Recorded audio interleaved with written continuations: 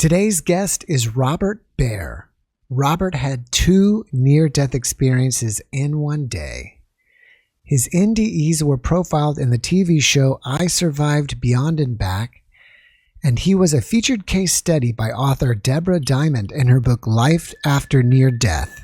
Robert is also interviewed for an upcoming episode on William Shatner's show Unexplained on the History Channel.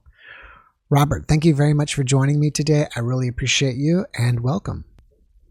Thank you for having me as your guest. I appreciate it. All right. So my audience loves to hear about near-death experiences. And so if you don't mind, let's jump right into yours. This goes back to the year 2009. And in 2008, I got a phone call from a friend of mine. I used to be a California highway patrolman. I was a policeman, and I have some very good close friends in the police line of work. And for years, we still maintain contact with one another, those of us that are still alive. And I got a call from a friend of mine who I hadn't talked to for a few years, but you always know you have a good friend when you pick up the phone and you start talking, and it's like no time has passed. And when he called, he said, "Robert, I've got a question for you." And I said, "What's that?" He said, "I feel compelled to ask you, are you right with the Lord?" I said, "What?" And he goes, "I just feel compelled to ask you." And I said, I'm doing fine as far as I know. And we were talking about health, and I was about to have a full physical where you have the treadmill and you have all the different types of things. So had that discussion, had my physical, passed it with flying colors. Had a clean bill of health from the doctors. And I thought, oh. In the back of my mind, though, I personally wondered why he asked me the question. But I was laying in bed one night, and my mother passed away in 2005. And all of a sudden, at the foot of my bed was my mother. And she was beautiful. She looked like she did when I was a little boy. Young, and my mother was very attractive. And I saw her, and my mother said, and I don't know how we communicated. I don't know if it was, I can't explain it. Maybe it was telepathically. I'm not sure. I woke up from a deep sleep. But she said, "Get your affairs in order. You're going to die." And I mean, I just started to sweat profusely. I was in a pool of sweat in my bed, and my mother disappeared, but I got up and I couldn't sleep the rest of the night. It was that traumatic. And I knew it was real. I knew it was real. And so my friend that had called me, my police friend that had called me, he died. He passed away from a stroke. And I ended up going down for his celebration of life and talked for a portion of his eulogy, and saw everybody there. And I mean, it was really a sad day, but I went back home, and a couple weeks later, I'm laying in bed, and all of a sudden, at the foot of my bed is my friend. He's there. And I thought, what are you doing here? And he said, "I came here to tell you I'm going to bring you through the light."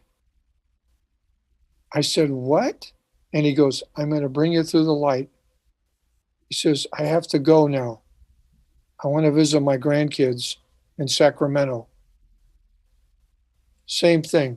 I woke up in a pool of sweat. I don't know if I should say I woke up. I had woken up, but I was in a pool of sweat. Couldn't sleep. And I mean, it was so eerie. And I don't know how we talked. I think it was telepathically. I was just an unusual set of circumstances. And I just had that physical. So I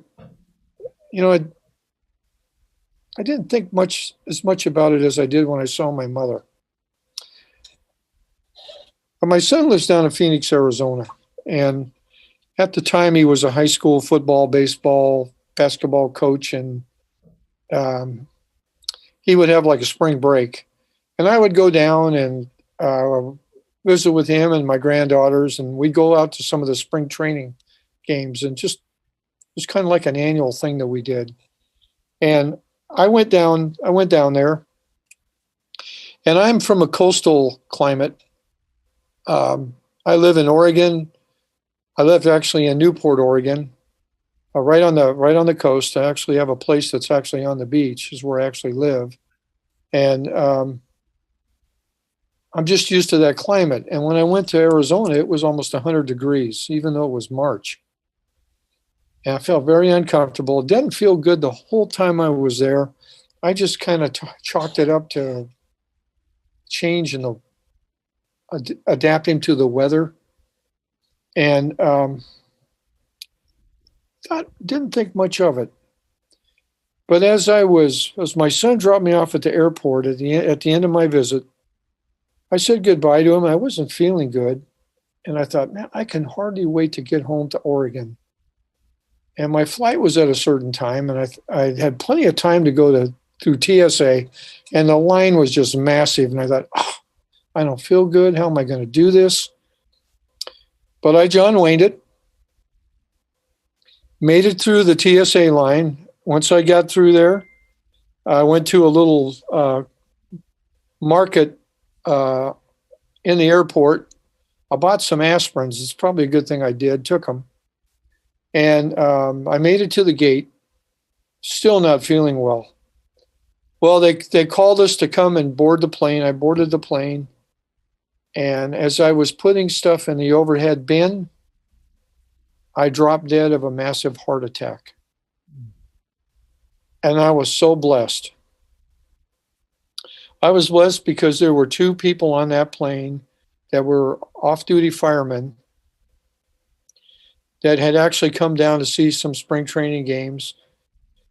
And they knew how to do CPR and work a defibrillator and all this other stuff. And I don't remember anything about that because I gravitated into a light. And it was one of the most beautiful experiences anybody could ever have. And somebody was with me. There was more than one person. And I'd like to think it was my friend, because if he told me he was going to do something, he would do it. That's just what we did as policemen. We did that for one another. It was a real tight bond we had. But I gravitated, and the next thing I remember, I'm in an area where I'm surrounded by all types of souls. I mean, it's just all over the place. And there's a higher power there. I could not look at the higher power. But I was told, and I don't know what language I was told. I don't even know if I was told verbally, but I understood. I was asked, what good had I done in my life? That was the bottom line. The next thing I know, I'm seeing this life review. And it started from the time I was conceived all the way till the time that I died. And what was unusual about this was that not only could I feel my feelings all over again, the people that I actively saw in each phase of my life, I could understand how they felt about me personally. There were no secrets. nothing but the truth. I didn't like what I found out about how they thought about me. I have to admit, when you become a policeman, when you have a lot of power, I was a policeman for 23 years. I was a city manager, a professor, tribal administrator, and a general manager. Every position that I had affected lives, and I did not realize it to the extent that I did till I saw myself.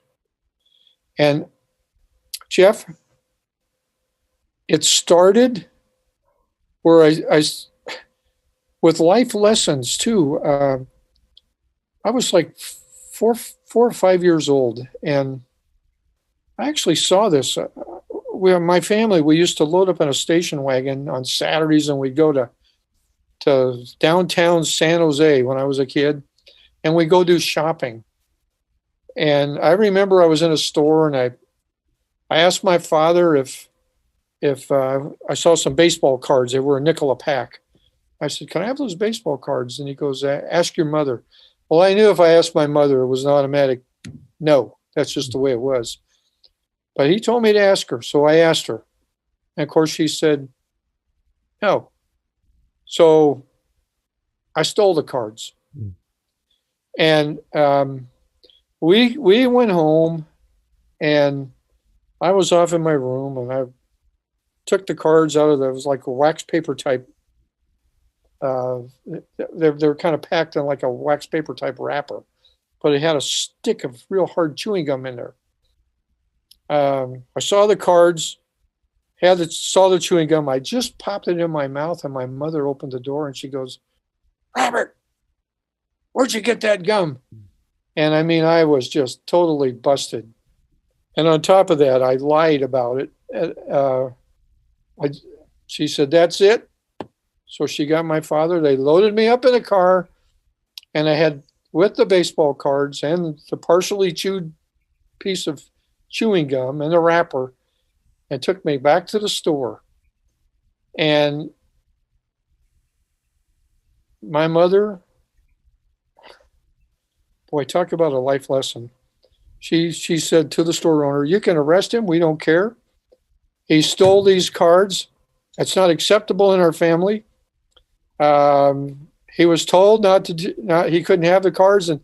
And she said, "Go ahead and call the police if you want." And the guy goes, I don't want to call the police on your son's only like 5 years old. And she goes, we don't care. We just want it taken care of. And I was just shaking in my boots, and I could read the mind of the guy saying, "Oh, this is way overboard." And my mother and my father and my dad just was afraid to say anything, just the way it was. I grew up in an Irish Catholic household. It's just Mama ruled the roost. That's the way it is.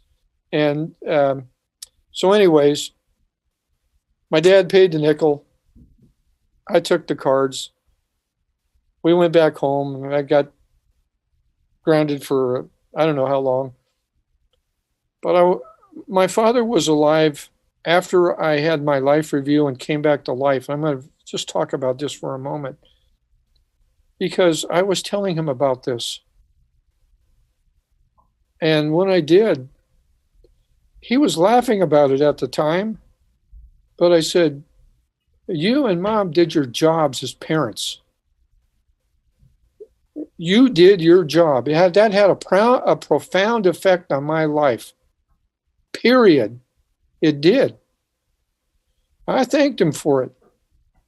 And I mean, the life review that I had, it went playing sports, which I was very good at.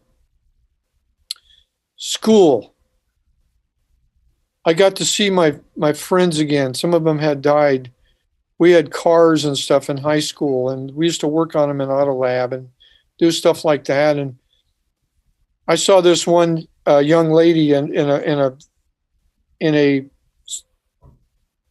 real touching moment where I had this girl that liked me in high school, And I used to go to I used to take her to the boardwalk in Santa Cruz and take her to the dances because I had to go because my sister couldn't go unless I went with them. And if her and her boyfriend, if we went to a drive-in, I had to sit in the back seat. She got to sit in the front. It was just my parents had all these rules, Irish Catholic type stuff.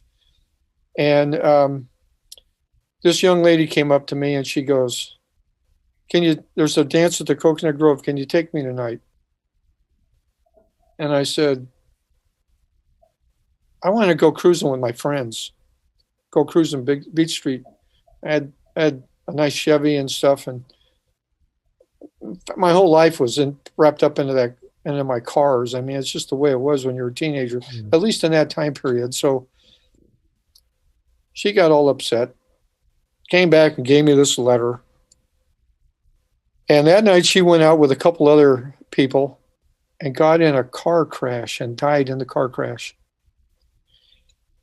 And when it got to that part of my life review, I actually heard a voice say, "You never opened my letter."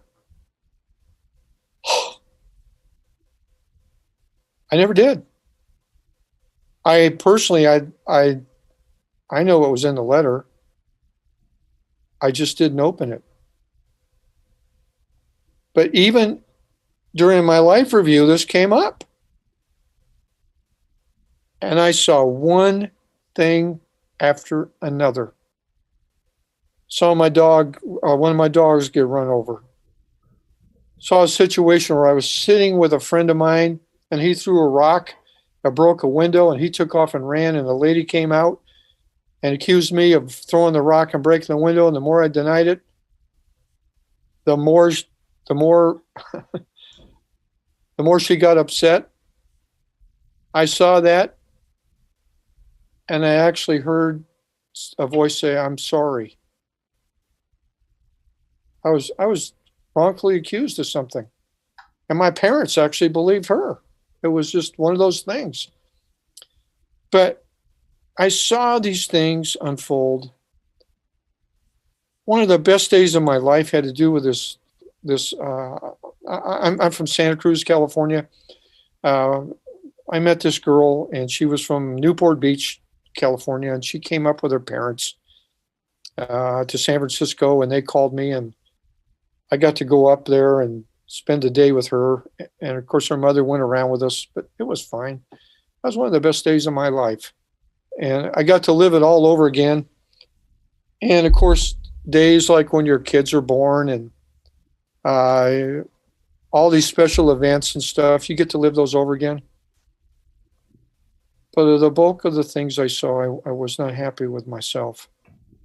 And when I was working with a highway patrol, first I was a Santa Cruz City policeman. I did that for a year. And then I went to the California Highway Patrol, and I worked for them actually for 22 years. And after graduating from the academy, I went to Watts, which was right around the riot time. And I had white hair and blue eyes, and when you look like I did, that wasn't a good place to be. And in those days, it was talk about tension. Oh, anger. You work in Watts, it was not a fun time. It was not a fun assignment. I was lucky to just have to do 1 year there, and then I got out and I went to San Francisco. I transferred north. But there was a situation one night where someone had actually we used to make stops, and sometimes we'd go in the projects, and there would be, sometimes they were like 2 or 3 stories high, and you'd be making a stop. You look up and there'd be rifles pointing at you. It was just really intimidating. And one night we were arresting somebody in that type of a situation, and I heard some gunshots go off. And the next thing you know, pardon me, I get something to drink here. And the next thing you know, I hear somebody running towards us, and he's carrying a rifle. Pardon me for a minute. That's better. He's carrying a rifle, and I yelled at him to halt. He didn't. He just kept coming towards us. And for some reason, I didn't draw down on him or anything. He came up and he told us that somebody had just robbed him, and he had fired some warning shots. When I saw that part of my life review, I actually heard somebody say, "Thanks for not shooting me." And I mean, those were intense times. I went to the riots in Berkeley, was part of the riot squad. I was blessed where I got to do dignitary protection sometimes, whether it was the president or whatever. Pick people up at the airport, take them to the top of the mark, for example, in San Francisco. I just had a great police life. It was great. But the way you affect people, it really got to me. It really did. It still bothers me to talk about it. This whole time, I could not look at the higher power. I couldn't look. I still tremble when I think about it. It was the most humbling thing I've ever experienced in my life. And my life was there. It was laid out. And the things you do to affect people, especially as a policeman, and how they think about you, and just, it's really not good. And but there was a lot of good too, but there's parts of it that weren't. And I don't think I was a bad person. It just affected lives, and it was affecting me watching it. And I saw myself in a variety of situations. One had to do, I don't know if anybody's ever had an ex-wife that's listening to me, or an ex-spouse if you're a woman. But betrayal is one of the hardest things I've had to overcome. I actually saw the betrayal. And I have a hard time dealing with that even today. And I was in a situation where I was alone with my former wife, unfortunately, because our daughter had some cancer issues, and we were in a surgery. It's like a waiting room. I hadn't seen her for years, and her husband got up and took off and went to the bathroom, and finally we had a chance to talk. I didn't feel comfortable talking to her with him there, and I finally told her, I said, "We have a daughter that needs us. Whatever happened, we're just going to have to let it go, and we're going to have to be civil, and we've got some big issues to as far as her health is concerned." So we made a pact to do that. And I said, "There's something I'd like to ask you." And I did. I asked her about the betrayal, and I laid it out, what I had saw. She confirmed it. And I would have never known that unless I saw it in my life review. I saw those things. I saw the Christmas of, I had two grandmothers that, they were really super. One of them had seen Buffalo Bill's Wild West show. And this was like 1952 or something like that. And that was before we had television. We used to listen to the radio. And I would go down and spend time with her. I had a stuttering problem. And she would work with me on that. And she was the sweetest woman.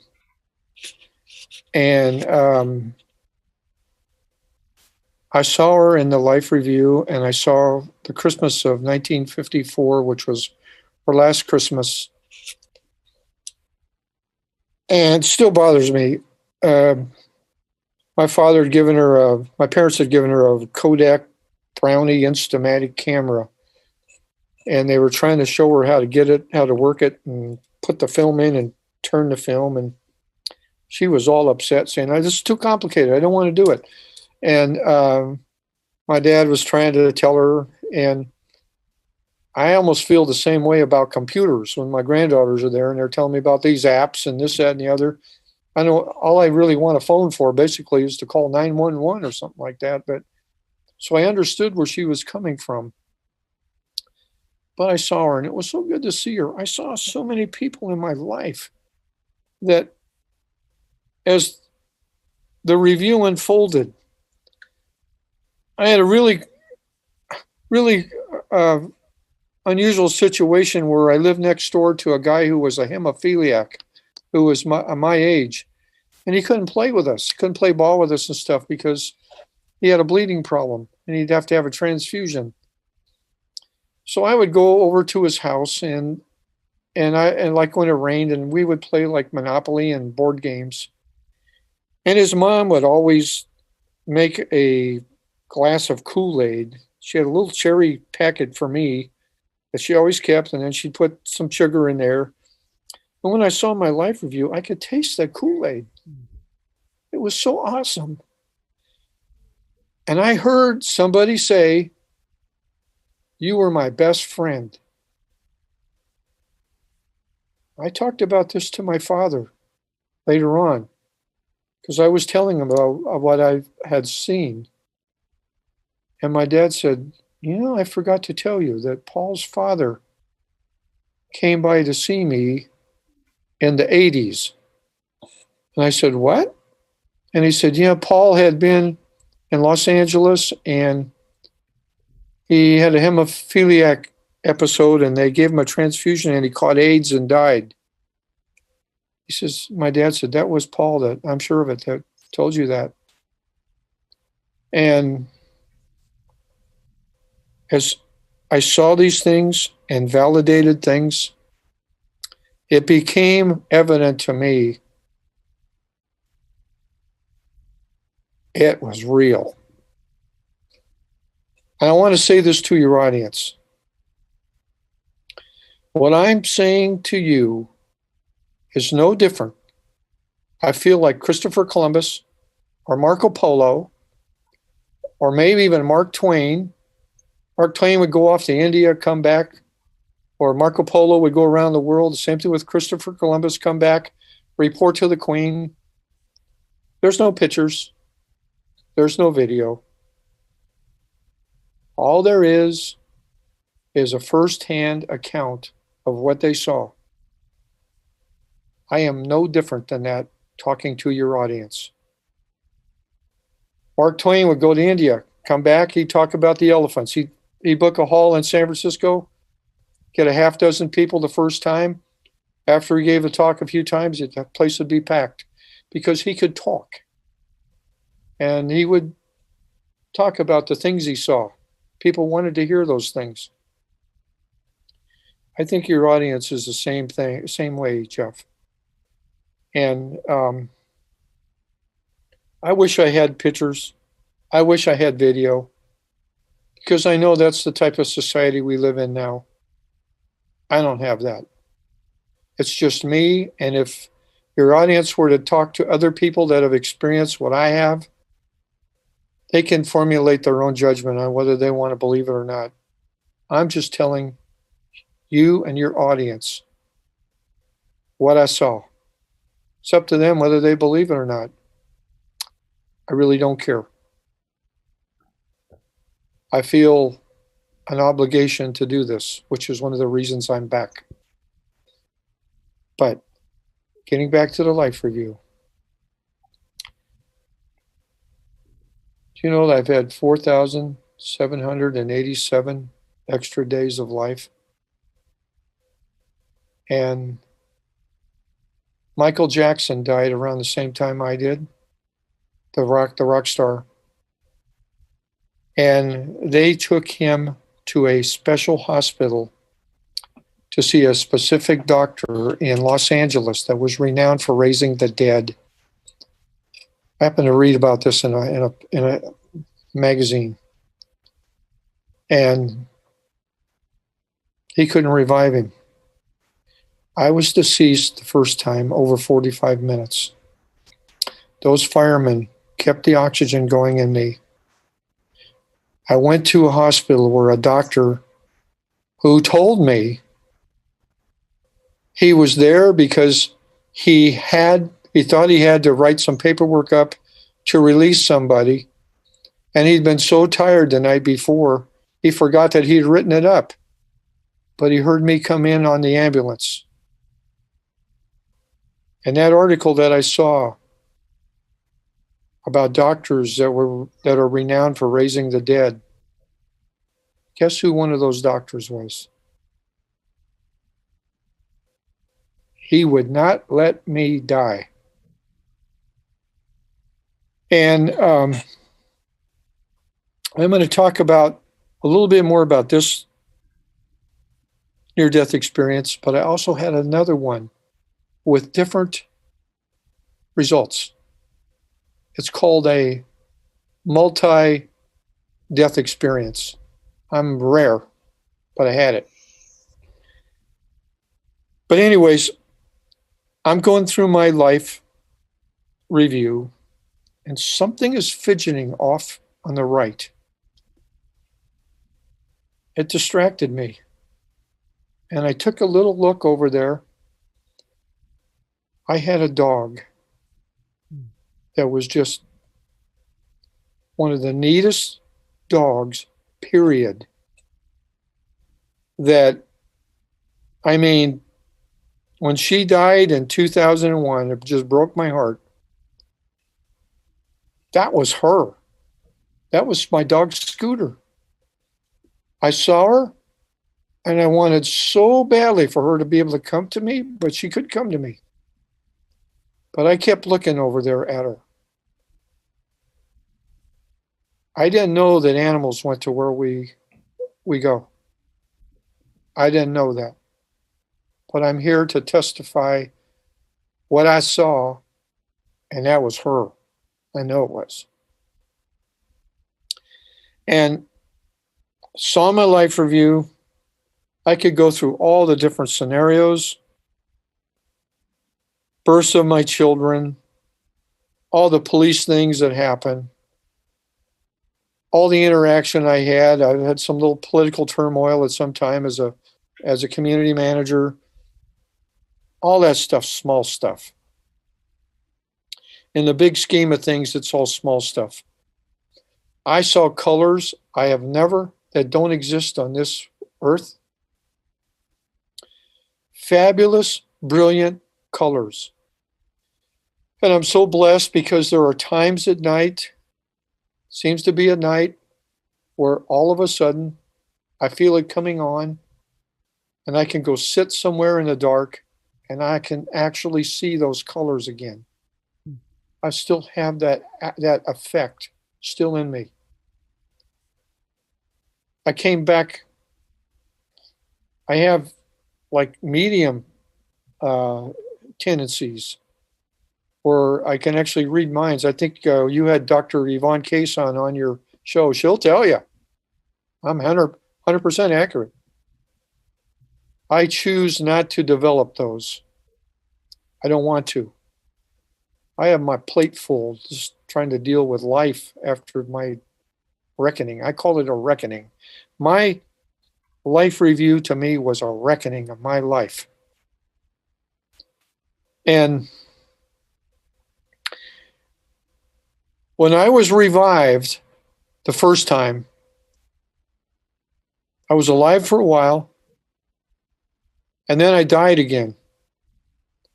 But it was a different experience where I was on top of the bed, watching them work on me. And all of a sudden, I don't know how it happened, but my attention was drawn to a different part of the building where there were a couple of people going through my wallet and my personal things that had come in with the ambulance. I was paying attention instead of myself. I was paying attention to what they were doing in my wallet. They were trying to find my insurance cards. And all of a sudden, wham, they opened up my police ID, and they commented on it. I ended up being revived again the second time after being deceased about 10 minutes. And I was in intensive care. I had all these machines hooked up to me. It was not fun. I had that thing that was put down my throat to help me breathe, and then, horrible. My throat still is kind of damaged from it, but that's okay. That was 4,000 plus days ago. I'm fine with it. That's small stuff. But the doctor took a real interest in me, and he would come in and talk to me, and I told him about seeing these people going through my wallet. He goes, wait a minute. So he went over to, I think it was called admissions, brought some people back, and he says, are these the people you saw? And I said, yes. And then I told them what happened, and they were just kind of smiling. They said, he is 100% right. That's exactly what we said. I knew I was there. I experienced it. I don't know what's going to happen. I went through the life review. I was in front of the higher power. It's totally changed my life. I went from a AA personality to someone that just lives and lets live. I've gotten involved in a community where, like, I'm president of an animal shelter for 3 years, and planning commission, and on the IONS board of directors. I was vice president, and Dr. Kason was president. And then all of a sudden we decided to start something called Spiritual Awakenings International, which I would strongly recommend to your audience to subscribe to, because it's free, and you'll hear stories like mine and other things of interest, like we're having somebody talk on UFOs next month. All these different types, Kundalini awakenings. We have a variety of things. Probably have you on, Jeff, at some point or time. Talk about some of your wild things you've heard from your podcast. But it's out there. And my life is never going to be the same. I mean, I'm alone. I'm fine. I have issues. When Debra Diamond wrote about me, I blew out the whole screen. I have these electronic things which may have been some of the problems we had at trying to get this podcast started. I thought about that, but I didn't want to say anything. I was hoping that wouldn't be the case. But like I set off the TSA, I set off the metal detectors and burglar things, like when you go through a store door or whatever. I set those things off, and microwaves, I set them off. But I'm here, and I could talk on and on and on about my life review. But I'm here to tell everybody, what you do in this lifetime matters. It really does. And if you get a chance like I did, I can't tell you how many people I've apologized to, if they're still alive. And I mean, I still live it. I still live everything. I don't sleep. Maybe I sleep 2-3 hours a day, because all this stuff goes off in my mind, and that's pretty common with an experiencer. And Spiritual Awakenings International is experiencers for experiencers. Those of you that have had near-death experiences like I have, this is a great place for you to go. Because there was a time in this old world, and it probably wasn't too long ago, people like me that would talk about something they they've had on a hunch from some sort of a medium experience, they'd burn us at the stake. We realize there's something out there. And the more I talk to groups, and I've talked all over, it's been an honor to talk to everybody. It's been an honor to talk here. But my message has stayed consistent. You can believe what you want to believe, but I'm telling you what I saw. And I know we have a limited amount of time here. There may be questions. I can be reached through Spiritual Awakenings International at any time. My talks are up there on YouTube. I'm sure you're going to put this one up on YouTube. Some of them gone viral. All over the world. But everybody's seeking the same answer that's happened for centuries, billions of years, which is what happens to me when I die. That's one of the top 10 questions of all time. Mm-hmm. One of the things that got me comfortable about talking, which I was not comfortable doing, I happened to be watching YouTube one night, and off in a little bar there, they have little YouTube things that, other things that you can check, that you can kind of check on and play. And there was one that said George Harrison, the Beatles' last interview. I thought, I actually saw the last Beatles concert in Candlestick Park in 1966. I was a big Beatles fan. I clicked on it, and there was George Harrison, his last interview, dying of cancer, talking about what really mattered. I would recommend that your audience click on that YouTube video. You only have to watch the first 6 minutes. You'll hear a man who talks about having fame, fortune, anything he wanted. And he should have been worried about what's going to happen to him when he died. He was worried about it. That's pretty common. The more I talk to people in hospice, talk to groups. I've even talked to atheist groups. You'll never convince me there's not a higher power. Never. And you'll never convince me that what you do doesn't matter. It does matter. And I'm going to turn it back over to you, Jeff. I've been talking too much. Oh, well, that's okay. And I can talk more. I could talk. You ever want me to have back or whatever? I could keep going. But I'm looking at the time, and I know you probably want some questions and answers, or I could keep going. I'll leave it up to you.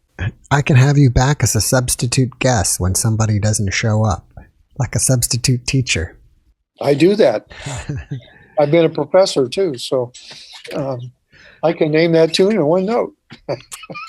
So if I go back to the beginning here, you first saw your mother and then you saw your friend. Have you had any other paranormal experiences like that prior to those in your life? No. I think about some of the people that were in it, or maybe characters that I'm not sure were people. I don't know. But I don't want to talk about that. That's a reality. The place was packed.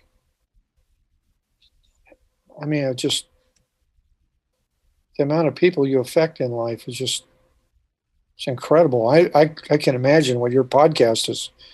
You affect all types of people with your podcast, for example. If you have a life review, and I think you will, I'm sure that maybe even me, having me on or whatever. Who knows? But I'm telling you, it's a very humbling experience. I dread thinking that I have to go through it again.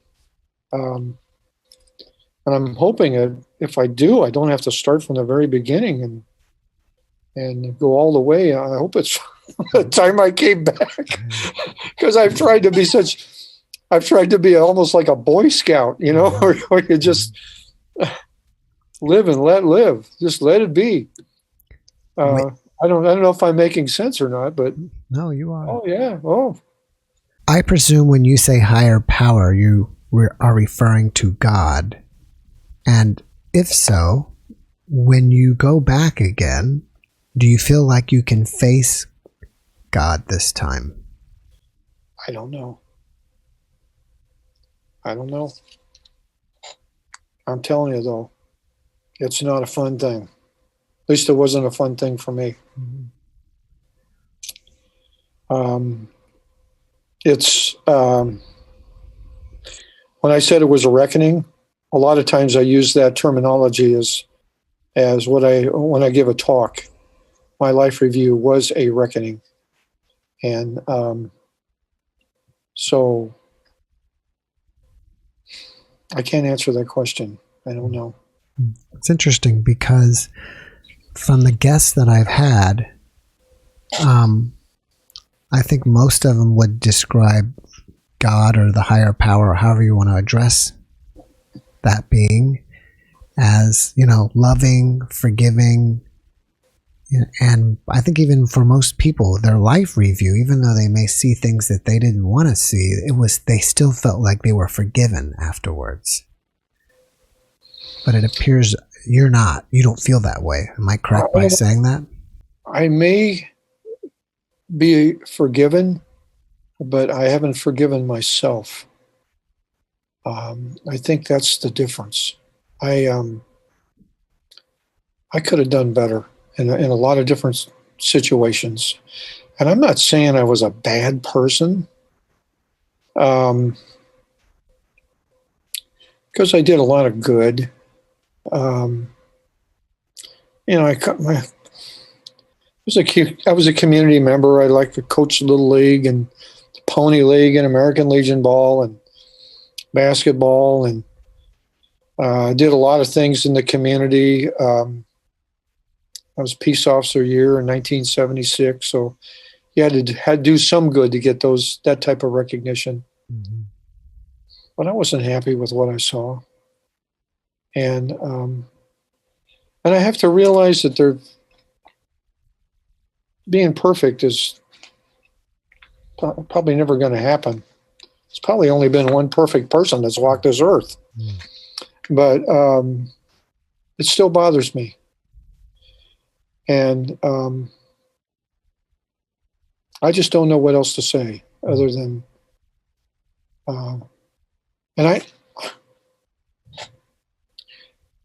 than George Harrison's talk,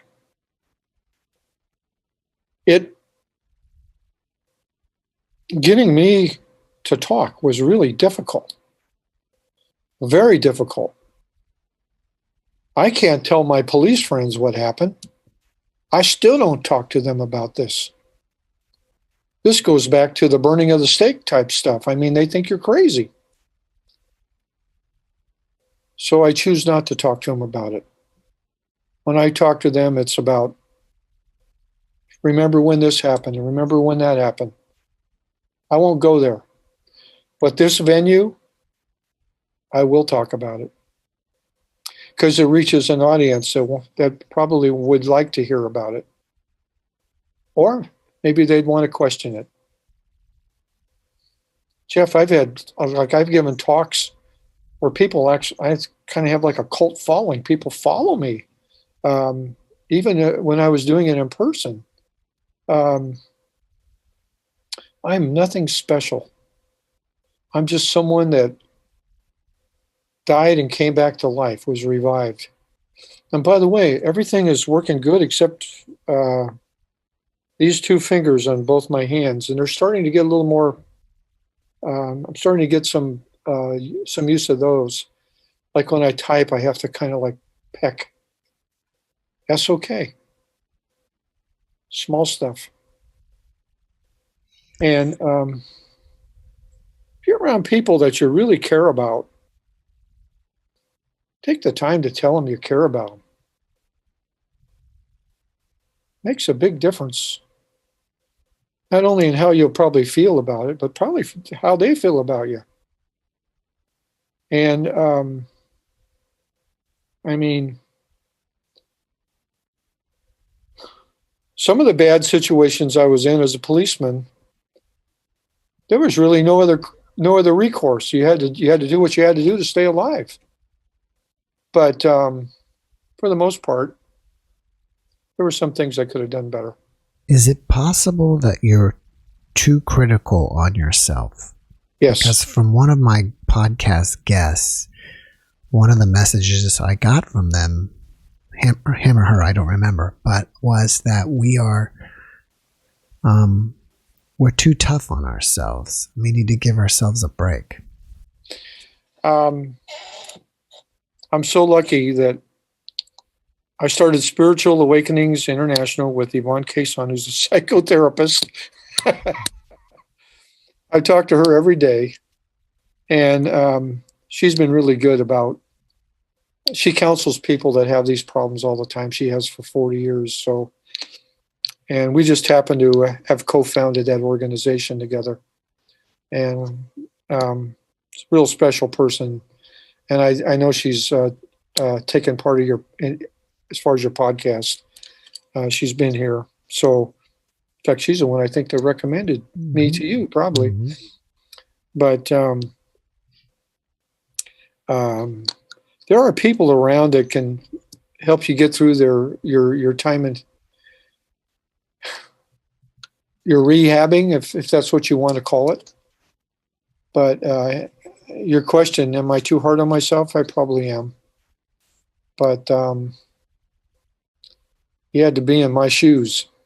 You had to be there. So, will I ever get over it?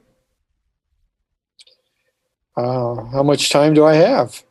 You just never know. Every day I wake up, I'm so grateful to be alive. I mean, it's just like I wake up thinking, hey, and it's another day, and I keep a running total of how many extra days of life I've had. I'm so thankful for it. What would Michael Jackson have given to have this many days? He probably would have given us entire fortune. He probably would have done it. And, I'm going to say this. I've been asked numerous times to write a book. And I've been thinking about this. When they put me on the plane to go from Arizona back to Oregon, I was so tired of being in the hospital. I finally told the doctor, I want to go home. He says, well, you need another surgery. I didn't even care. I said, I just want to go home. I want to be in my own bed. He says, well, you need this surgery. So he said, I'll let you go home, but as soon as you get to Oregon, you're going to have the surgery. So he found a colleague that could do the surgery in Oregon. So I got off the plane and I ended up going to the hospital. And I had to have the surgery. And I was in the recovery room. And the wind was blowing. I could hear the wind blowing. I could hear the rain hitting the window. And it was like raining sideways. It was a hellacious storm outside. I could hear it. And I just woke up from my surgery and I looked over and there's this old nun sitting next to me. And I thought to myself, am I dead? So I said, am I dead? And she goes, no, you're not dead. She says, you're fine. You're in recovery. And I says, well, what are you doing here? And she goes, I'm praying for you. Whoa. And she said, you can do me a favor if you'd like. And I said, can it wait? And she goes, oh, yeah, I can wait. But she said, I heard that you were deceased for a long time and you were revived. And I said, that's true. She says, do you remember anything from when you were deceased? And I said, I do. She said, I've spent my whole life being a nun. And she said, I would just like to hear your story and ask you some questions. Would you do that for me? And I said, give me a couple of hours. And she said, okay, I will. I'm going to start my book in recovery. Having that old nun there, there's been 2 people I've told the entire sequence of events to. She's one of them. And as my story unfolds, I'm actually talking to her. Watching her cry, just feeling the emotions. I'm a product of a Jesuit education. Like I went to the University of San Francisco, was Jesuit. A lot of priests taught the classes. Have a lot of respect. And that's how I'm going to start the book. I've got Yvonne, Dr. Cason nipping at my heels to get it going. So I think eventually I'll get it going. But it affected that nun's life.